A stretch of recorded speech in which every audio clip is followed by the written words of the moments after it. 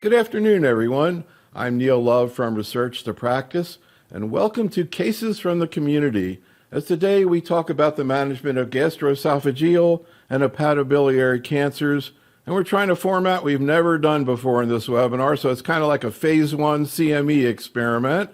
Our faculty today, by video, I met with these two docs. They were both and part of a GI symposium satellite we did in San Francisco this past January.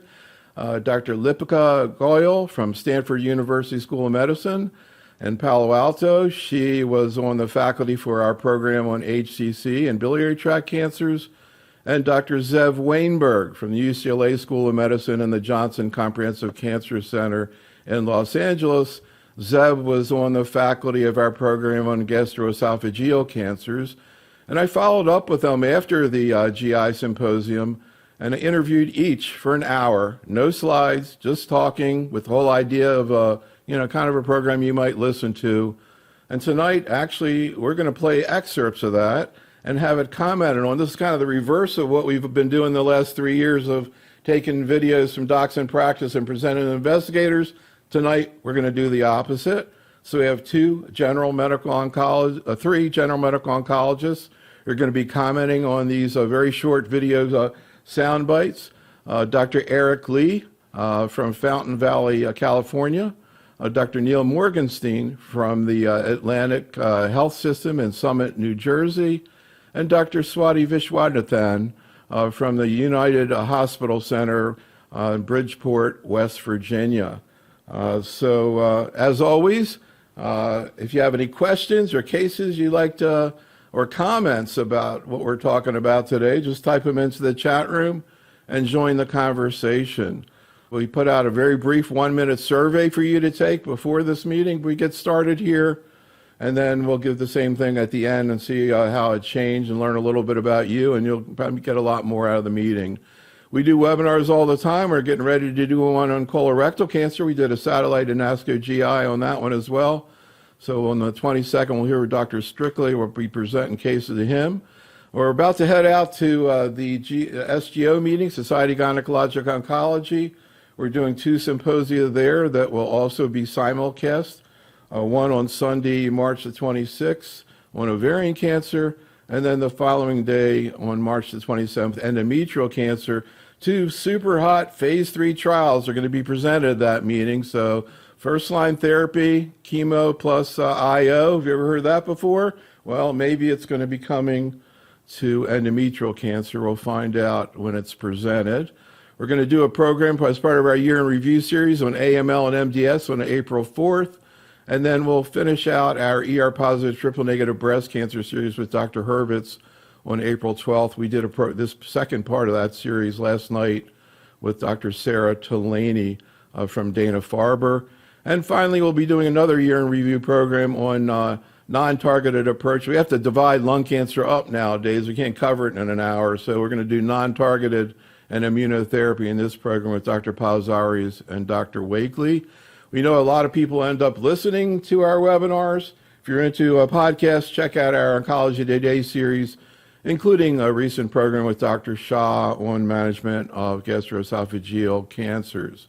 So here we go. We're about to take a listen to a series of sound bites that average about 90 seconds each, and we'll see what our oncology faculty here thinks about the relevance to their practices. But also how this content fits in. You know, we're used to a lot of CME out there where people give lectures.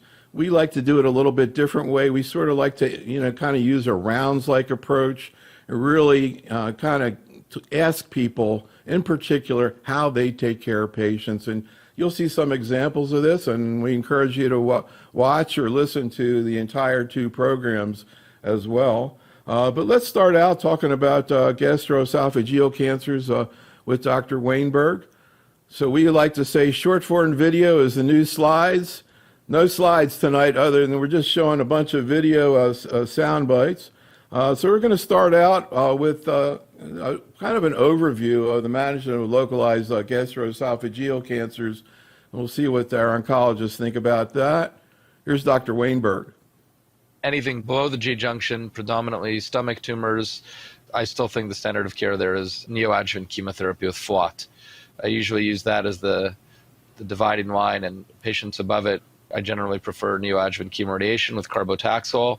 In cross patients, we have the Checkmate 577 study. We have a clear role for adjuvant nivolumab in patients who have had chemoradiation, surgery, and have some residual disease. Those patients, it's an absolute, in my opinion, unless there's a contraindication, good reason to give them Nivo. And that's independent of squamous or adeno, and that's independent of PD-L1 score, in my opinion. It might work a little better if they have a high TPS score. It might work a little better if they have squamous cell, but it doesn't mean you would withhold it in the context of adenocarcinoma of the esophagus. For patients with stomach cancer who commit to neoadjuvant chemotherapy, and that's times FLOT, the current standard is to continue that FLOT after surgery if they need more FLOT. It's not to change the chemo. It's not to add immunotherapy at this juncture. We're waiting for very, very big studies that may change that paradigm.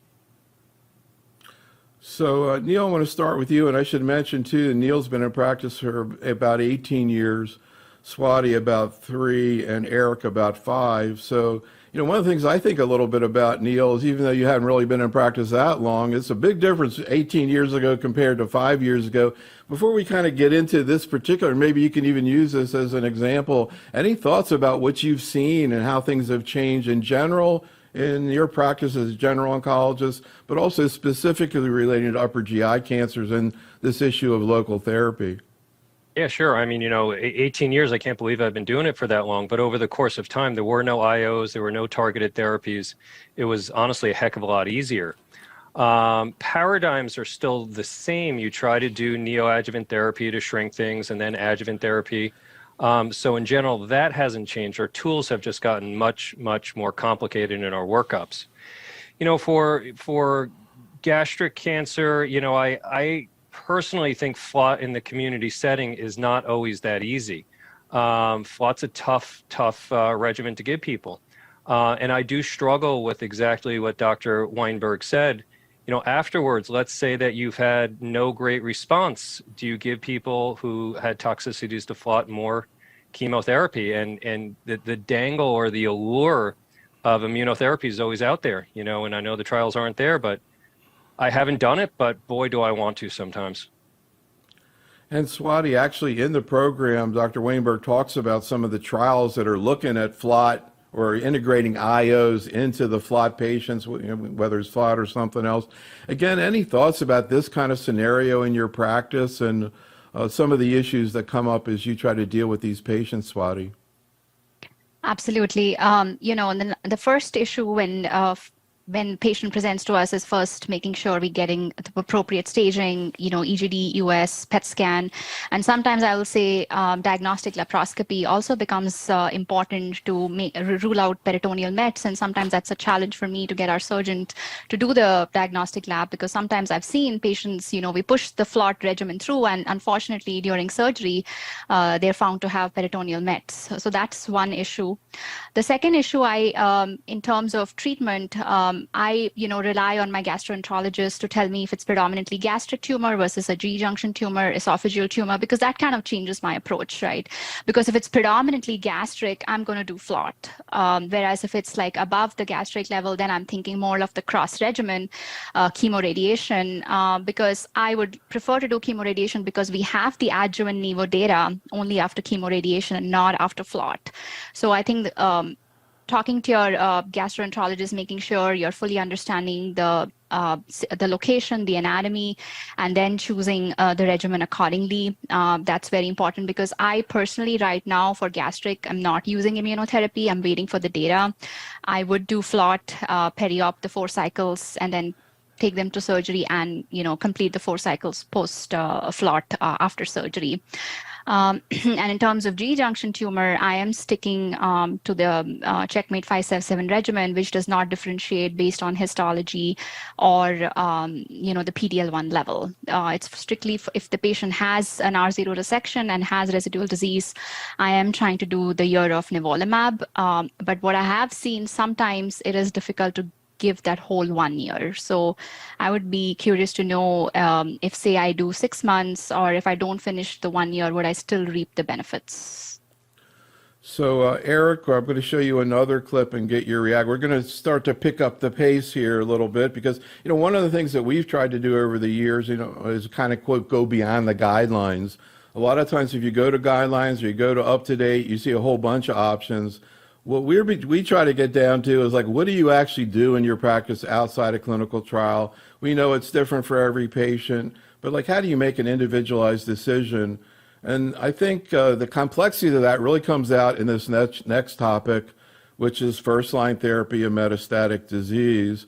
So in particular, the one particular issue that we've seen a lot of controversy about is in gastric and gastroesophageal cancer, the use of IO in patients with PD-1 low or absent. So Eric, I'd like you to listen to, we like to ask people what they do, but a lot of times you got to go beyond that and really get into like, how do you discuss it to the patient? Because it's not just A or B, there's a feeling to it. And also I think we're hearing more and more about bringing the patient into the decision. So I'm going to ask you how you deal with the same situations that Dr. Wainberg's about to talk about in choosing first-line therapy. Squamous cell of the esophagus metastatic disease. We have 3 options that I would consider reasonable at this juncture. Number 1, chemotherapy plus immunotherapy, which includes either chemo plus nivo based on Checkmate 648 or based on Keynote 590, FOLFOX or 5FU-based chemo with pembrolizumab. Both good options, both clearly benefiting patients in squamous cell of the esophagus, particularly those with PD-L1 high, and particularly those who have high TPS scores as well. Now, you also have a third option, which is Ipi-Nivo. And Ipi-Nivo also is a good option, in my opinion, and based on Checkmate 648, in squamous cell exclusively. Gastric cancer first line and HER2 negative, the dividing line for me is still CPS 5. If you have a CPS greater than 5, in my opinion, the data is strong and the survival and hazard ratios are clearly beneficial for chemo plus nivo.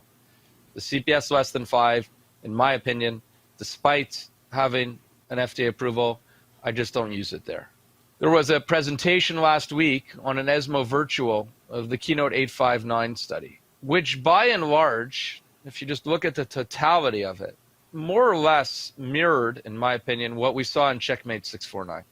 Does it matter to you whether it's 1 to 4 or 0? Yeah, it's a really good question. Number 1, I have to feel good about the CPS score. So I'll be honest with you, if it's a cruddy CPS report, I'm feeling a little bad with holding an IO in that patient, to be totally honest. So I got to feel good about it. Now, if it's good and I feel good about it and it's under 5, so I am personally not using it in that context. I also practice in the real world. And if a patient comes in having their idea in mind that they need chemoimmunotherapy and they don't leave it up to me, and they're like, doctor, I want immunotherapy, then I do include it, to be candid, because I feel that the patients know a lot of times what they're looking for. And it is FDA approved. And so I don't feel too bad about it, to be honest. And I know that's where the community finds itself in a very difficult circumstance. And so you shouldn't worry about it too much. It's not wrong to use that. I don't withhold it from patients, and I mean that sincerely. I have a patient right now who's saying to me, this is what I want. And I'm like, fine, I got no quarrels with that. I don't want to look at it as, I know all the answers here. That's not the way we should look at it as oncologists. Do you entertain the possibility of using an IO later on in those patients? Well, I mean, if you're going to do it, I think in a low CPS patient, probably the best time to do it is up front. So, Eric, we could talk about this all day long, and he was referring to the new Pembro study that was just presented at ESMO, very similar to what we saw with Nivo. There are other investigators, Dr. Janjigian at Memorial, who gives it to people with low PD-L1s. But again, if you really talk to her, she has a lot of shading, very similar to Dr. Wainberg. So, maybe it's sort of somewhere in between. Do you find, Eric, we could talk about the topic a lot, but I'm curious whether you find this kind of content helpful to you in making these difficult decisions. Actually, the question regarding the the low PDL1 to 1 to 4% is actually a very good topic of discussion, and Dr. Wainberg is correct that what if you get a CPS of 4? how is that really different than a CPS of 6? You know, it's really subjective many ways. You know, one pathologist might read a CPS a certain way, might be reported by a different, you know, pathology group another way. I do present the data to the patients. I do present to them. So let's say we're talking about frontline metastatic gastric, and they have a PD-L1, a CPS of obviously greater than 5%. I think it's a no-brainer at that point to discuss with them the benefits of immunotherapy. There's not a lot of benefit if it's 0%. Then in the 1 to 4%, I would actually discuss with the patient. You know, I said there might be a marginal benefit. It's probably not nothing. And if unless there's a huge contraindication for them not to receive immunotherapy in that situation, we will probably give consideration for giving immunotherapy. It's a very good question because you know, and also you have to use the correct PD-L1 assay as well. You know, what if you use the incorrect companion assay, then you might not get the same, you know, a scoring system as you would have as a clinical trial presented. And so in that regard, in the 1 to 4%, I don't withhold treatment from the patients. I will discuss with them, you know, what the subgroup analysis showed and discuss with them, you know, the pros and cons of adding immunotherapy, systemic therapy. So again, I'm just kind of doing a little tasting menu here. We could, all these issues we could talk a long time about, but I just want to kind of bring them up and bring in some of your many perspectives, I think, on this topic. Neil, we were talking about how often oncologists are using drugs for the first time. And it seems like every day another approval. And here we have now at the GI meeting Zolbetuximab, which has had a big phase 3 trial that was positive, that was presented at the meeting. And it could very well be that this is going to be a new agent. It has a different target, Claudin 18.2. I was joking with Dr. Wainberg about whether PD-1 and Claudin 18.2 are going to become the new ER and HER2 of upper GI cancer. But I just want you to listen, Neil, to what he has to say about this. And again, your thoughts about how this might be helpful to you and other kinds of issues that come up when you hear about new trials and new agents. Here's Dr. Wainberg. It's a first-in-class monoclonal antibody blocking Claudin 18.2, which is a protein that is overexpressed, we use that term in this context, in about 30% of gastric cancer, and some other cancers too, by the way, a little bit of pancreas, a little bit of squamous carcinoma of the lung. But what's unique about Claudin 18.2 as an adhesion molecule is that it's present in normal tissue, but only in the stomach mucosa, such that the stomach mucosa by far has the only normal expression of this antigen. 2 randomized phase 3 trials, Spotlight and Glow. Spotlight was just presented now at GI ASCO and reported a 2-month or so improvement in overall survival in the group of patients who got Zolbetuximab compared to chemotherapy plus placebo. But also, in terms of hazard rate, my recollection is for progression-free survival is like about 0.75, but also survival, I think, was about, which is kind of unusual, about 0.75. There was no increase in response rate in the group of patients who got chemotherapy plus Zolbetuximab over chemotherapy plus placebo. I think there's scientific reasons why Claudin 18.2 antibodies don't confer response rate, having to do with perhaps the mechanism of action of the protein. And you're absolutely right, was the secondary endpoint of overall survival, which is a bit unusual that they would both happen at the same time, but I think speaks to the fact that the drug does have significant activity in that select group of patients. It's important for everybody to keep that in mind, that these drugs cause nausea and they cause vomiting. And it's particularly increased on the first time they get the drug. There's an element of tachyphylaxis here, such that on subsequent dosing of the drug, that toxicity is diminished. To be fair, in my experience at least with these drugs, and I've had a few of them, the standard antiemetics aren't as useful. Because you're talking about something that's not a centrally mediated nausea and vomiting problem. It's a GI nausea problem. It's in the GI tract. So there are tricks of the trade to diminish the toxicity, including slowing down the infusion rate, pre-medicating sometimes with steroids and or lorazepam. But, you know, it's not as responsive, let's say, to our classic ondansetron, compazine type of pre-medications, Neil. So, Neil, any thoughts about this? Of course, the FDA will weigh in on it. A lot of investigators are going to be weighing on it, but also you all have to sit and decide. You know, you have all kinds of different trial results here. You have a lack of response rate increase, but increased PFS, increased survival, even at this first stage. Is this the kind of information that you're looking for when you hear about a new drug, Neil, and any other kind of issues that you like to hear about? Well, I love hearing about the side effects, but also kind of the workup and how does it compare to our other antibodies and where do we utilize immunotherapies in this? I didn't hear, and to be fair, I'm not sure if you have to check for Claudin 18.2 on immunohistochemistry or NGS. Is this something else we're going to have to train our pathologists to look into? And then it's going to be a lot of nursing education about this nausea issue. The nurses take care of a lot of it. So this may be one of the drugs you kind of wait till it comes out, see if it gets approved, see where it fits in and dabble with it initially. I don't know if this is a home run. I think it doesn't seem like a home run, but it's going to be another tool in our armamentarium. So another issue that comes up all the time in oncology, and again, I mean, this is not like this 5 years ago, is testing. Not just tissue testing, but now you have the whole arena liquid testing, liquid biopsy, tumor-informed cell-free DNA, and MRD.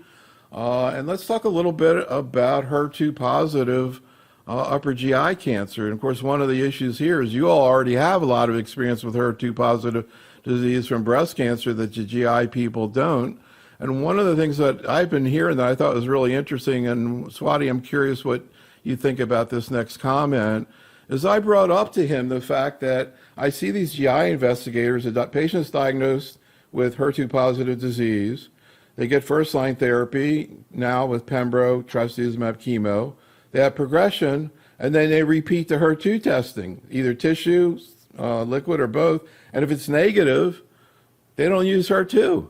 Where, to me, I think what I'm hearing from the breast people for the last 10 years is once you're HER2 positive, you're HER2 positive. I don't know who's right, and I think, I mean, he alludes to some data that supports what they're doing. But anyhow, here's what he had to say. That's based primarily on a bunch of studies that have shown that for whatever reason, there is a group of patients that, you know, do not retain HER2 beyond progression. And it could be a quarter of them, it could be 30%. Studies have looked at this now in a bunch of smaller studies, but even some randomized phase 2 studies that have shown that's the case. Now, primarily that's been done based on tissue.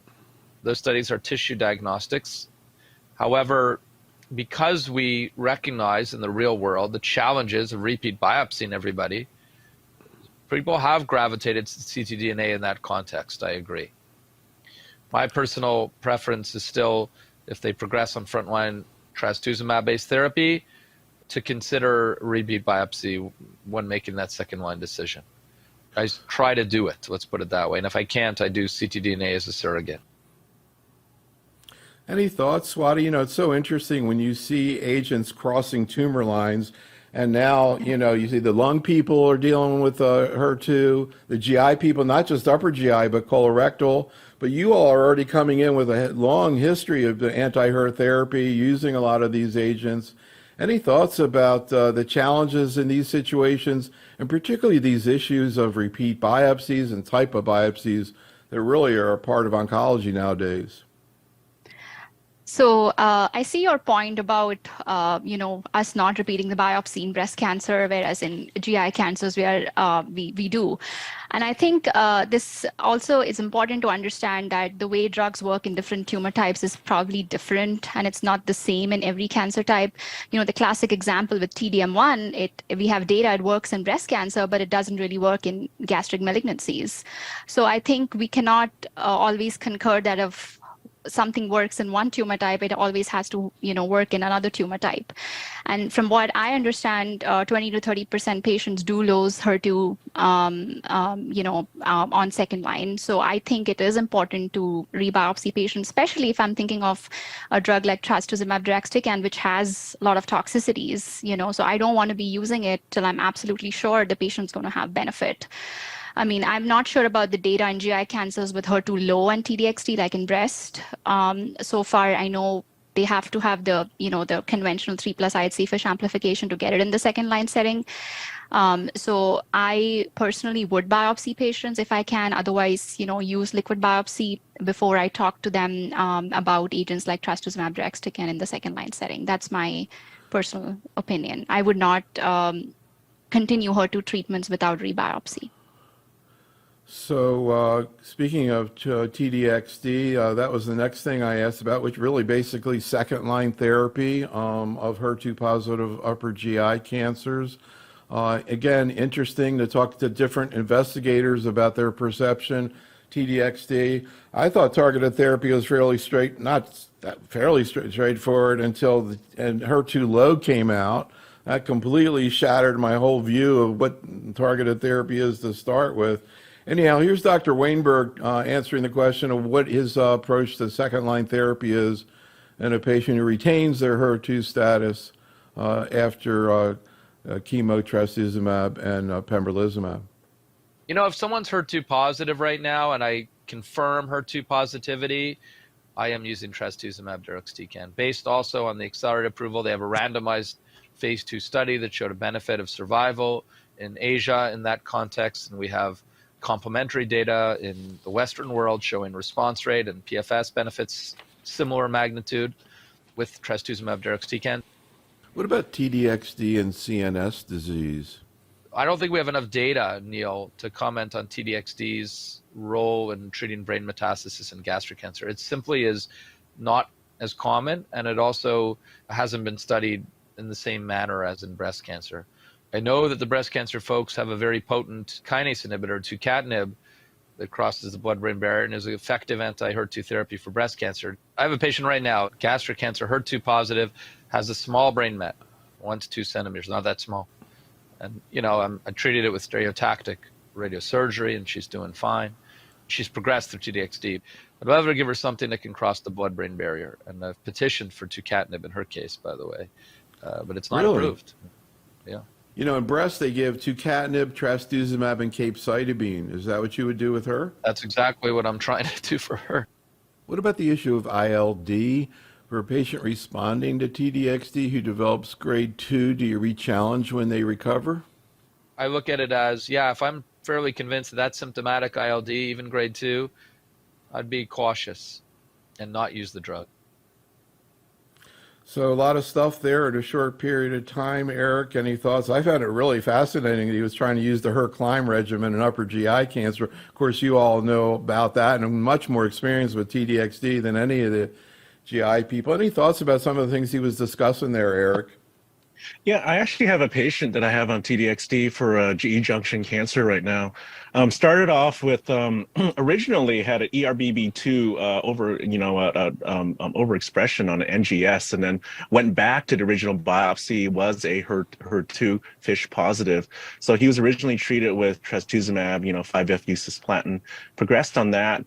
At that time, TDXD was not approved. So I switched the patient over to Nivo. The patient was on Nivo for probably 6 or 7 months, ended up with progression, metastatic adenopathy to the neck. We biopsied that, still HER2 positive. And at that time, TDXD was available. So I put the patient on that. Now, on a whim, I actually restaged a patient, just fully staged, PET scan, MRI brain, because he complained of some blurry vision, and he was found to have multifocal brain metastases. And so I referred him to radiation oncology at the same time already having started the TDXD, and amazing. He ended up having a near complete response to the central nervous system. He never needed any radiation to the brain, and he remains in very good shape right now. So I know for the breast data, they allowed patients with asymptomatic brain mets on the TDXD studies. They did not allow anybody with symptomatic brain mets. There's probably some CNS activity, but I'm a believer. I'm a believer in that TDXD probably has pretty good CNS penetration, and I wouldn't use it per se just for that reason, but I would, if a patient had CNS disease, I would probably reach for something like that rather than going to just a plain Trastuzumab based regimen, even if it's off label. And of course, the issue of CNS mets and HER2-positive breast cancer is something we talk a lot about. There's a huge amount of research. There's a lot of interesting data there. There's actually is data on TDXD in the brain and breast, and the waterfall plot looks kind of like the regular waterfall plot you see there. But then you also have the other option, as he was talking about, tucatinib. Well, we may come back to some of these things. But let's take a little dip into about hepatobiliary cancers as well. I'm just sort of listening to wonders. I'm wondering whether this is informative to the audience, whether how they like this kind of approach. So any thoughts in the chat room or letting us know after would be much appreciated. But let's talk about hepatobiliary cancers. I had a great time speaking with Dr. Goyal. So Neil, I'd like your thoughts about this issue, which is a pretty basic question. Actually, one of the docs, when we showed cases at this meeting, brought this up as a question, which is if you have a patient with obvious HCC, do you need to get a biopsy? And in particular, nowadays that we're getting so many NGS, et cetera, do you need to get a biopsy not just for diagnosis, but for tissue? Here are some of Dr. Goyal's thoughts about the issue of biopsy for HCC, Neil. Luckily, HCC is, I think, one of the only solid tumors that you can diagnose radiographically, and we're glad that that's an option. My own personal practice is in patients with early stage HCC that I'm thinking about transplant in or resection in, and they meet the criteria for radiological diagnosis, including having a background underlying cirrhosis, plus the radiological features of early arterial enhancement and delayed venous washout, and a pseudocapsule, at least two of those three, if they're greater than 2 centimeters. I tend to hold off on biopsy in some of those patients. Any person that I'm putting on systemic therapy, I try to biopsy 100% of those patients, because every once in a while we get surprised and a patient has cholangiocarcinoma, or they have a mixed hepatocellular cholangiocarcinoma, or they have some other diagnosis. So, Neil, any thoughts about that? This is a very practical issue. I found what she had to say really interesting, and also we'll get into the fact that maybe you all are going to start seeing more and more patients going for surgery, because there's a press release out saying there's a positive adjuvant trial. But Neil, any thoughts about what you heard just now? Yeah, it's very reassuring, and it kind of backs up what I do. We're kind of programmed to get tissue. It's tissue, tissue, tissue, tissue. And although there are radiographic findings, just in my practice, I tend to see people with more advanced hepatocellular carcinoma, ones who are tending to, if nothing else, contemplate systemic therapy. And I agree with Dr. Goyal. Before I'm going to give somebody some form of IO or targeted therapy, I try to get a biopsy for what that's worth. I know you don't always need to do it. Most of my cases, they've had other malignancies. There's always been an excuse to get it. So I do try for the more advanced cases. In those early stage cases who are going to go to surgery, two things. One, I'm a little bit less involved in them. And second, I'm very comfortable with them going to surgery without a biopsy. So I appreciate the comments coming into the chat room. Any suggestions for how we might do this better is also appreciated. Actually, I always viewed our work as music rather than education. I like just the feel of it. And to me, like, we're just trying a different kind of music, different singers, whatever. So I'm just kind of trying to figure out how the music sounds here tonight. Anyhow, so Swati, here's a pretty interesting question that we see more and more. It was so exciting to finally see something that sort of semi-worked in HCC, Atezolizumab. I remember when that first came out, I wasn't even aware if it was presented in an Asian ESMO conference.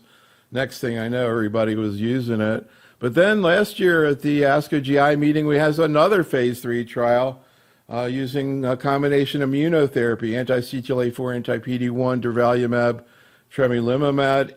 Common problem in oncology, you got to compare two trials indirectly. Which one would you use? I was asking Dr. Goyal, of course, everybody's used to Atezolizumab. What are some of the situations where now she's thinking about durvalumab?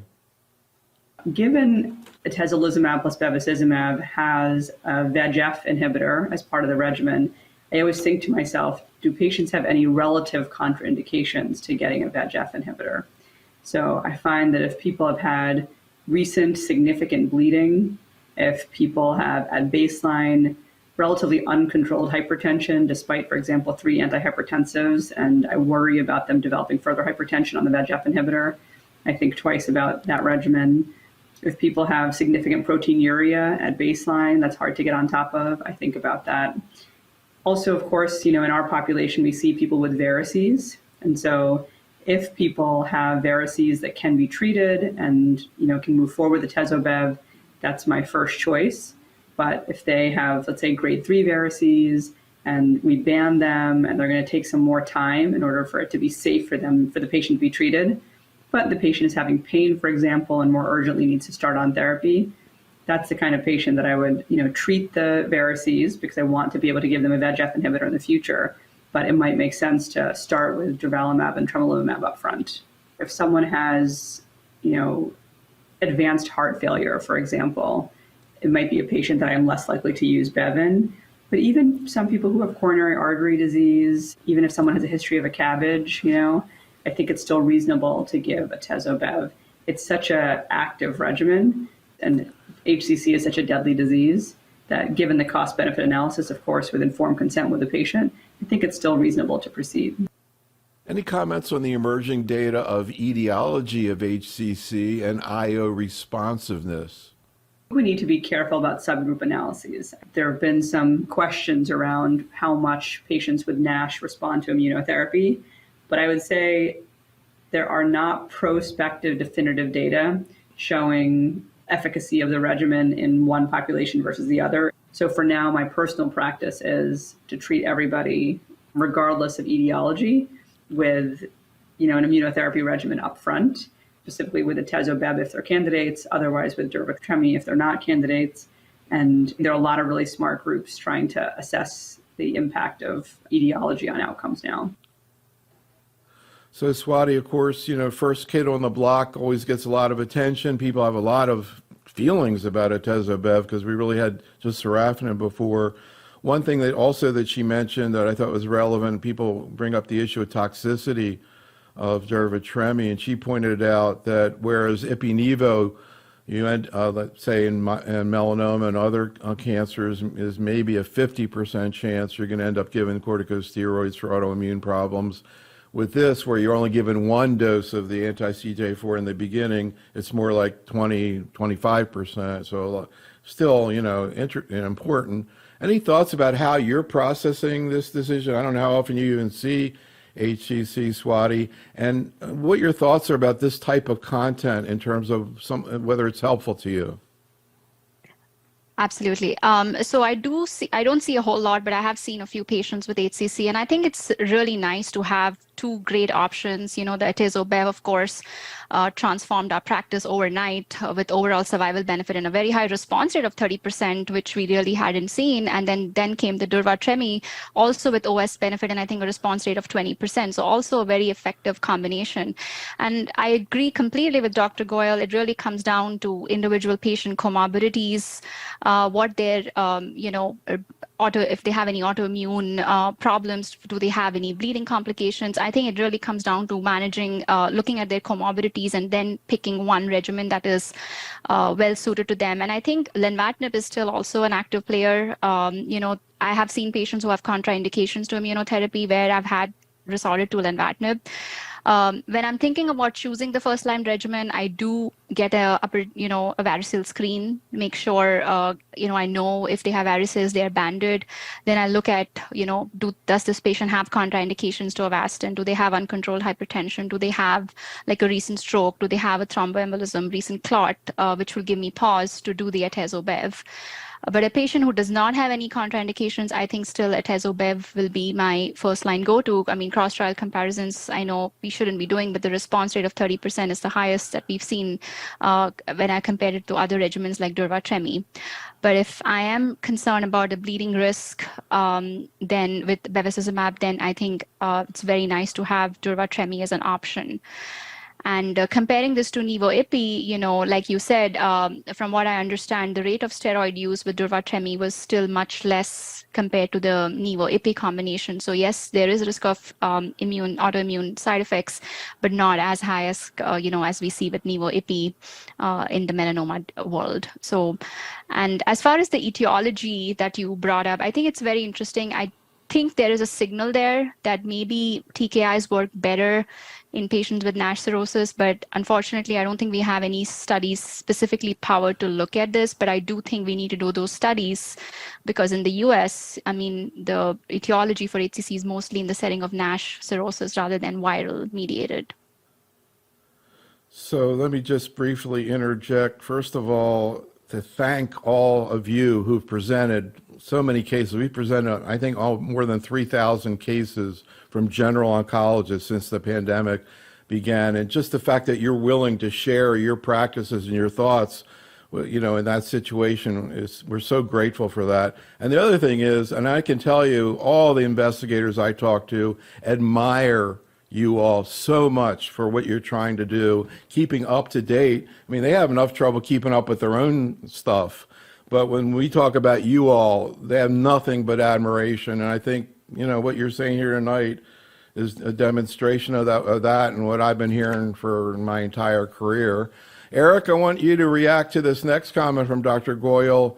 I used to hear a lot of comments before Atezolizumab came along about by the time they get to the oncologist, the interventional radiologists have destroyed their liver. I think maybe I'm hearing that less now. Anyhow, I asked Dr. Goyal about this issue that we've been asking people about ever since Atezolizumab came out, which is how does it affect giving liver-directed therapy? Here's what she had to say.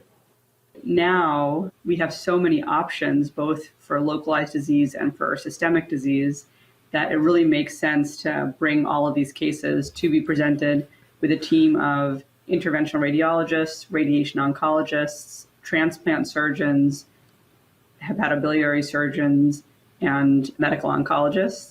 For the first 10 years, when I took care of HCC and we only had sorafenib, I was more likely to push localized therapy for longer because I knew sorafenib was tough. I knew the efficacy was modest.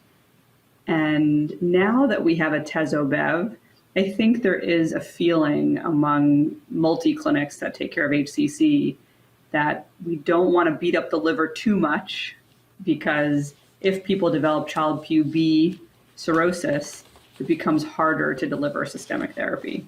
And so that's why having a close relationship with the interventional radiologist and the radiation oncologist, it's a conversation that we all work together to help them. Any thoughts, Eric? You hear in many different cancer types, people in tertiary centers talking about their interdisciplinary meeting. They have 40 people there, every possible subspecialty. But I'm not sure in community-based practice if you always have that kind of resource available. Any thoughts about some of the points she made? I'm curious what you've seen since Atezolizumab came out in terms of the use of liver-directed therapy. I think that before deciding on any therapy for HCC, a multidisciplinary approach needs to be taken. I don't reflect to systemic therapy for patients right in the beginning. You have to look at the nature of the lesions in the liver.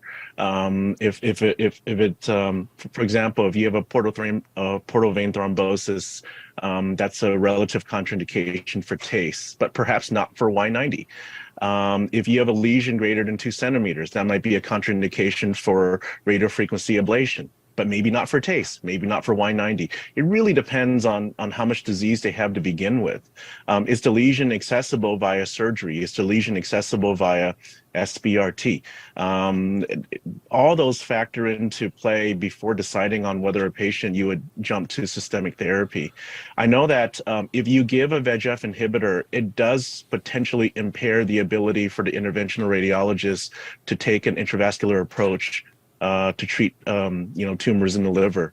And oftentimes, especially for other GI cancers, let's say for colon cancer, we will actually hold VEGF inhibitors prior to any local directed liver therapy. And so for HCC, it's a similar thing. I mean, I figure if I start someone on Atezolizumab, it might actually make it more difficult for liver-directed local therapy, such as TACE or Y90. So I think that before making a decision in the beginning, you have to take a multidisciplinary approach. And if I think that there's an option for TACE or Y90, I will actually discuss it with the interventional radiologist before making a decision for systemic therapy. So Neil, here's another issue, very practical issue, a first-line treatment of HCC with an IO alone. Here's what Dr. Goyal had to say when I asked her if she ever does that. Any situations where you use single-agent IO as first-line therapy? Yeah, certainly. So if someone has a relative contraindication to bevacizumab, and if I'm worried about the ability of that patient to tolerate immune-related adverse events, the initial 300 milligram dose of tremelimumab, that CTLA-4 antibody can add, a bit more immune-related toxicity compared to, for example, durvalumab alone. So in patients who are a bit older, frailer, and, I actually also look at what kind of social support a patient has, because when patients develop immune-related adverse events, they need help. So how much partnership do I have with the patient's family and friends to be able to manage that patient? To be honest, that goes into my calculus as well for giving them doublet therapy upfront versus singlet immunotherapy. And then for, upfront systemic therapy, we certainly have the data for durvalumab. We have data for, we can consider pembrolizumab, nivolumab, all of these are reasonable options. If you look at the numbers, they look very good for durvalumab. So there's certainly a population for patients who would benefit from durva alone. And it was encouraging that, the efficacy looked similar to durva-tremi in many respects. Neil, any thoughts about this? And also about the introduction of immunotherapy into oncology practice. There's a short little video of me that's out on YouTube from a meeting in 2015 where I go, there's about to be an approval for an IO in lung cancer. This is 2015. No IOs in lung cancer, right? And I said, your infusion rooms are about to change dramatically. Your life is about to change because immunotherapy was coming in. Any thoughts, again, for people new to oncology about sort of what it's like now compared to before 2015? Yeah, I mean, and I say this every day in our practice when I teach the residents, the students, the fellows, that, it's a game changer. We used to give chemotherapy. I mean, we were talking about using streptozocin or some drugs that didn't work. And now we could say with a straight face that certain, stage 4 cancers, melanoma, renal cell, lung cancer are curable. I mean, it's remarkable. But that came with a cost. I mean, we talk about utilizing steroids in adverse events from immune-mediated drugs. They're no joke. They're hard. They're hard to take care of. And doublet immunotherapies often cause more issues. So I think it has radically changed things, certainly for the better for patients. It's made oncology practice much more complicated. Not to mention targeted therapy. So Swati, I'd like you to respond to this other common clinical question that comes up, which is the use of TKIs. Remember those in HCC, both in patients with contraindication. Some of these patients have had liver transplants or, prior history of autoimmune disease. You may not want to even start with immunotherapy. So I asked her about how she approaches those patients. In patients with relative or really absolute contraindications to IOs, how do you sequence the TKIs? I generally think of lenvatinib and sorafenib. I think they're both good options. Lenvatinib is generally a therapy that I often will go to because of the higher response rate and the encouraging data also that just came out of the frontline study of lenvatinib pembro versus lenvatinib. The overall survival with lenvatinib was impressive. What's the initial dose that you use of lenvatinib? I tend to use 12 milligrams in patients who are more than 60 kgs. And I tend to use 8 milligrams in people that are less than 60 kgs. If someone is a little older and frailer, even if they're more than 60 kgs, I might start with 8. And can you talk a little bit about how you approach second and third line therapy in patients who get either Atezolizumab or Tremi-Durva? I'll often think about using lenvatinib or sorafenib.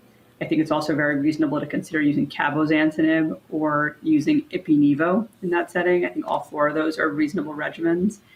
The jury's not out yet on, which one of these might be the most effective after Atezo-Bev. So, Swati, any thoughts about TKIs? Questions you have about that? What do you think about what she said? I was mentioning that we're going to the SGO meetings, and it's interesting. You hear about lenvatinib, pembro there in endometrial cancer and their issues about how they dose, and then you come over here and you hear about it in HCC. Any thoughts about TKIs in general and specifically these scenarios? So in terms of sequencing, I mean, it's still a data-free zone. Most of these agents were studied post-progression on sorafenib. And now that we're using, if you're, using Atezo-Bev, it's really, if you look at the NCCN, you have everything listed. But I think if I have to think through the options, first line, if the patient is not a candidate for immunotherapy, I would be thinking about lenvatinib based on impressive OS data that came out of the lenva-pembro data that Dr. Goyal was mentioning. I think the OS was 19 months with lenvatinib, which is extremely, amazing, I think. So that would be my first go-to if a patient has contraindications to immunotherapy. And after lenvatinib, I would be thinking about cabozantinib because it has a slightly different mechanism of action. It, hits, I think, CMET and AXL, which is different from the other TKIs from my review. So I would be thinking of cabozantinib. And then if the AFP is more than 100, you also have ramucirumab as an option. In terms of nivo-ipi, that would be my last option if I've exhausted everything, and if the patients have had prior IO, they've progressed and not responding to TKIs, then maybe I would reach to the nivo-ipi regimen based on the melanoma world. We've seen that after single PD-1, we can get responses with PD-1 CTLA-4 combination. So that would be the way I would be thinking through. So let's chat a little bit about biliary tract cancers. And Eric, I'd like to claim that I made up the saying biliary tract cancers is the new non-small cell lung cancer because of all the targetable mutations they're finding there. It's really amazing what's going on in lung cancer. I don't know if it sounds like it's kind of moving in that direction. But in any event, again, last year at the GI Symposium, we saw another phase 3 study, the TOPAZ study, that people are very excited about. A common strategy, certainly used in lung cancer, many other cancer, adding IO to chemo. In this case, durva being added to GemCis in the TOPAZ-1 study. Here's what Dr. Goyal had to say about it. The TOPAZ-1 study was a global phase 3 study of durvalumab plus gemcitabine cisplatin compared to gemcitabine cisplatin in patients with advanced biliary tract cancers. And in that study, the 24-month overall survival was 25% versus 10% in the triplet arm versus the doublet arm. Again, this landmark analysis was helpful for us to think about the benefits of immunotherapy long term. And that was really encouraging. And do I believe that it's a new standard? I do believe that it's a new standard. So, Eric, any thoughts about that? And also how you process, and almost you contrast what we were talking about before with durva-tremi versus Atezo-Bev. Now you got to decide between two. Here you're adding on to, some of those already there. A strategy, again, that we've seen that's been positive. What were your thoughts when you first heard about this study, Eric? I don't know if you ever actually used this regimen. I think when adding PD-L1 treatment as frontline with chemotherapy, my approach, I think of it similar to kind of what I spoke before regarding, let's say, gastric cancer or GE junction cancers when you're adding Nivo to like FOLFOX, for example. I think it's very important to understand which subgroups benefit from this type of therapy. You're not adding a lot of toxicity, but you're adding a different type of toxicity to the regimen that wouldn't have existed before because you weren't getting immunotherapy. And so again, I would also, so for these patients, it just shows the importance of doing the full workup prior to starting treatment, getting all your markers, getting your FGFRs for cholangio, things like that. to really line up to figure out what you really want to do from the very beginning. But it's hard to argue if you're talking about a 25% versus 10%. In the Topaz trial, it's very hard to argue against numbers like that. I think that if at all possible, it should be offered to patients. So let's bring in one more comment again from Dr. Goyal. I was mentioning the whole issue of targeted therapy of IDH. I saw there's a new IDH1 inhibitor that was approved in AML, and I don't know anything about that. But we have BRAF, a bunch of targetable mutations, RET, you sometimes see HER2 being looked at in cholangio. So a lot of different, and of course they're very uncommon. But Neil, I'm curious what your thoughts are. We've seen FGFR inhibition now in bladder cancer. We talked about that a couple weeks ago in the GU symposium. Interesting agents, different toxicity. Again, this issue of having to deal with completely new agents, not like a new chemotherapy, but a new completely different agent. All kinds of side effects we never heard about. I'm curious, Neil, what your thoughts are about this comment from Dr. Goyal in terms of FGFR inhibition. FGFR2 fusions are seen in about 10 to 15% of intrahepatic cholangiocarcinoma, rarely seen in extrahepatic cholangio, almost never seen in gallbladder. IDH1 mutations are also seen in about 10 to 15% of intrahepatic cholangiocarcinoma, maybe 1 to 2% of extrahepatic cholangiocarcinoma, and almost never in gallbladder cancer. Then there are BRAF V600E mutations, which are seen in about 3 to 5% of biliary tract cancers. We see HER2 amplification, more common in extrahepatic cholangio and gallbladder cancer, somewhere up to 15% even in gallbladder cancer, and probably closer to 3 to 5% in intrahepatic cholangiocarcinoma, with ECC being in between. FGFR2 fusions are unique in that you do see responses to the FGFR inhibitors. So for example, with pemigatinib, the first drug to ever be approved in cholangiocarcinoma, it's a reversible ATP competitive inhibitor. The response rate was 36% in patients with FGFR2 fusion or rearrangement positive cholangiocarcinoma. Having a response rate of 36 to 42% in a fusion positive population, that's good, not great. Like what we see with ALK inhibitors, ROS1 inhibitors. So we can see response rates of 70 to 80%. So there's a lot of research going on right now about primary resistance. What about toxicity? The 5 or 6 most common things we see are the hyperphosphatemia, certainly across drugs, and the stomatitis or mouth sores, the hand-foot syndrome or palmar-plantar erythrodysesthesia, diarrhea, and the nail toxicity that we see where the nails become brittle, sometimes lift off, sometimes their nails actually fall off, unfortunately. And then we rarely, luckily, see some of these ophthalmic toxicities, central serous retinopathy that we see. In all cases that I've seen, the CSR has been reversible. We stop the drug, the floaters go away, and we follow them closely with ophthalmology, but certainly a concern that we need to take seriously and follow closely for our patients. So I love the 5 or 6 most common issues are. I mean, again, being an oncologist, amazing. Any thoughts about that, Eric? Also, the trend in oncology in general to look for things that are very uncommon, targetable lesions, so many situations, MSI, for example, lung cancer, where we're looking for mutations that occur in, less than 1% of patients. Well, of course, most of these patients don't have any of these things. Any thoughts about what Dr. Goyal had to say, and also in general, what it's like kind of looking for these very rare syndromes and having to be ready to know what to do with it? Mm-hmm. So I won't lie, I have checked for FGFR for all of my cholangiocarcinoma patients. I have never had one. I think it's very important to run the appropriate assay as well, because we're looking for an FGFR rearrangement. Usually you need an RNA-based assay to detect it. So if you do a regular NGS, you might not find it. So you have to understand how your NGS works and whether they reflex it to an RNA expression, whole exome sequencing assay. I agree. Oftentimes we do search for very rare mutations. For lung, we're kind of lucky because we just run the whole lung panel, right? So it almost becomes kind of a moot point because we're looking for the common mutations, but if we happen to find an uncommon mutation, we go, okay, we'll pivot to that. For cholangiocarcinoma, you're basically looking for FGFR, and it's very rare. I mean, I've never found it.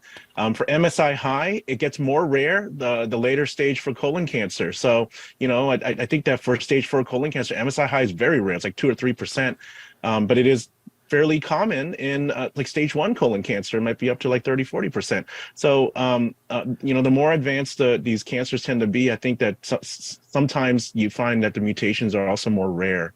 But I agree. We often look for needle in a haystack because that's how aggressive these cancers are, and we want to find our patients an option. So Eric, Swati, and Neil, thank you so much for joining us tonight. Thank you.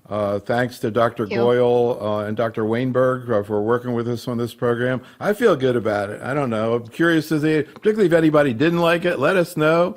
Coming back, we're going to talk about colon cancer, HER2-positive colon cancer, cell-free DNA in colon cancer, neoadjuvant IO.